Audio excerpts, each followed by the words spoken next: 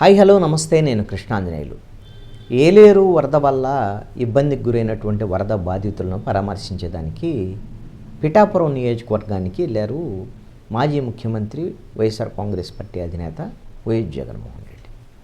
అక్కడ వెళ్ళి వరద బాధితులను పరామర్శించిన తర్వాత వరదకు సంబంధించినటువంటి అనేకమైనటువంటి అంశాలు, ఈ వరద ఇవన్నీ కూడా వరద చంద్రబాబు నాయుడు కలిసే వస్తారు, చంద్రబాబు నాయుడు అధికారంలో ఉన్నారు కాబట్టి వరదలు వచ్చాయి అనేటువంటి విధంగా, దీంతో పాటుగా ఈ వరద బాధితులను ఆదుకోవడంలో ఈ ప్రభుత్వం విఫలమైంది అనేటువంటి విషయాన్ని ఇటు విజయవాడతో పాటు ఏలేరు వరద బాధితులు ఈ అంశాల మీద మాట్లాడారు. అయితే జగన్మోహన్ రెడ్డి మాట్లాడినటువంటి ఆ మాట తీరు, వ్యవహారము, అక్కడ ఉన్నటువంటి ప్రజలను ఉద్దేశించి ప్రభుత్వము మొన్న ఎన్నికల సమయంలో తెలుగుదేశం, జనసేన, బీజేపీ కూటమి ప్రజలకు ఇచ్చినటువంటి సూపర్ 6 హామీలకు సంబంధించినటువంటి అంశాలు ప్రస్తావన చేస్తూ జగన్మోహన్ రెడ్డి ప్రదర్శించినటువంటి హావభావాలు చూసినటువంటి వాళ్ళకి అది కొంచెం కామెడీగా అనిపించవచ్చేమో, కానీ చాలా స్పష్టంగా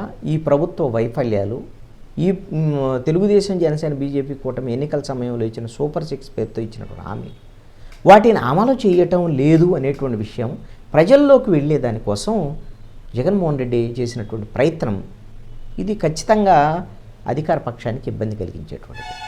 చూడటానికి కామెడీగా ఉంటుంది.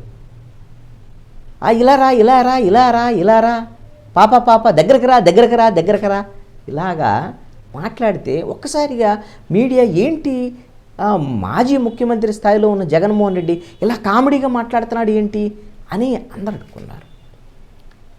ఏం మాట్లాడాడు? ఇలా రా అని పాపను పిలిచి, ఆ రోజున చంద్రబాబు నాయుడు ఎన్నికలప్పుడు ఇలానే పిలిచాడు. మీకు తల్లి దీవెన పేరుతో నీకు 15,000 ఇస్తాను, ఇదిగో మీ తమ్ముడు ఉన్నాడు కదా పక్కన, మీ తమ్ముడికి ఒక 15,000 ఇస్తాను, ముగ్గురు పిల్లలు ఉంటే ముగ్గురికి 15,000 చొప్పున 45,000 ఇస్తాను, ఇలా చెప్పాడు.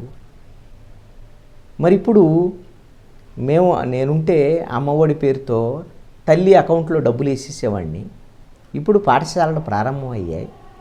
పాఠశాలలు ప్రారంభమైన తర్వాత మరి తల్లి దీవెన పేరుతో ఎందుకు మరి ఈ 15,000 ఎందరి పిల్లలు ఉంటే అందరి పిల్లలు ఎందుకు వేయలేదు అనేటువంటి విషయాన్ని అక్కడ కామెడీగా చంద్రబాబు నాయుడిని కమెడియన్గా చేయాలి అనేటువంటిది ఇట్లాగా చెప్పాడు. ఆ రోజున మాయ మాటలు చెప్పాడు అనేటువంటి విధంగా మాట్లాడాడు. అదేవిధంగా అక్కడ మహిళలు ఉంటే వాళ్ళ పేరు అడిగి, అమ్మ తల్లి నీ పేరేం పేరు? ఆవిడేదో పేరు చెప్పింది. పేరు చెప్తే నీకు నెలకు 1,500 వేస్తారంట. అదేవిధంగా ఆ పిన్నికి అని ఆ తల్లికి 1,500 వేస్తారు. అంటే సంవత్సరానికి 18,000 వేస్తారు. మరి వేశాడా అని అడిగాడు. వేయలా. అంటే ఇచ్చినటువంటి హామీని అమలు చేయటం లేదు చంద్రబాబు నాయుడు అనేటువంటి విషయాన్ని తెలియజెప్పేటువంటి ప్రయత్నం. ఇప్పుడు రైతులు వరదల వల్ల ఇబ్బందులకు గురవుతున్నారు. ఈ ఇబ్బందులకు గురవుతున్న రైతులకి మొన్న ఎన్నికల సమయంలో ఈ కూటమికి సంబంధించినటువంటి పార్టీ వాళ్ళు మేము 13,500 రూపాయలు వైఎస్ఆర్ కాంగ్రెస్ పార్టీ రైతు భరోసా కింద ప్రభుత్వం ఇస్తుంటే మేము అధికారంలోకి వస్తే 20,000 ఇస్తామని చెప్పారు కదా వీళ్ళు. మరి అవి కానీ ఇచ్చుంటే ఇప్పుడు రైతులకి ఈ సమస్య వచ్చేది కాదు కదా. ఒకవేళ వరదలు వచ్చాయి, కనీసం 20,000 ఉంటే ఎంతో కొంత ఆదుకునేది వాళ్ళకు ఉపయోగపడేవి కదా. అదేవిధంగా రైతులకు సంబంధించినటువంటి బీమాకు సంబంధించినటువంటి పంట బీమా కానివ్వండి, ఇవన్నీ కూడా కట్టలేదు అనేటువంటి విషయాల్ని చెప్పి, అంటే ఒక కామెడీగా ప్రభుత్వము ఆ రోజున అధికారంలోకి రావడానికి తెలుగుదేశం, జనసేన, బీజేపీ వీళ్ళు నోటికొచ్చినటువంటి హామీలు ఇచ్చి ఈ హామీలను అమలు చేయలేదు అనేటువంటి విధంగా కామెడీ చేసి చూపించాడు జగన్మోహన్ రెడ్డి. అందుకని జగన్మోహన్ రెడ్డి కామెడియన్గా వీళ్ళు తెలుగుదేశం వాళ్ళు అంటే అనుకోవచ్చాం, కానీ ఆయన చంద్రబాబు నాయుడు కామెడీ చేసి వీళ్ళందరినీ మోసం చేశాడు జనాన్ని అనేటువంటి విషయాన్ని చెప్పాడు.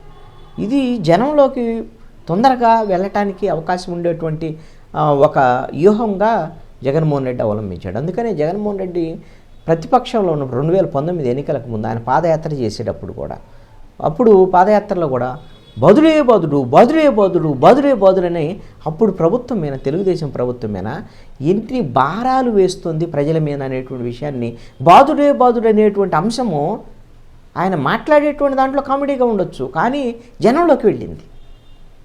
అదేవిధంగా 2014 వైఎస్ఆర్ కాంగ్రెస్ పార్టీ పెట్టిన తర్వాత జగన్మోహన్ రెడ్డి తన తండ్రి హావభావాల్ని, తన తండ్రి తరహాలో మొత్తం గెచ్చర్స్ అంటారు కూడా, ఇలా చేయి పెట్టడం, ఇలా చేయి పెట్టడం, ఈ విధంగా. దాంతోపాటుగా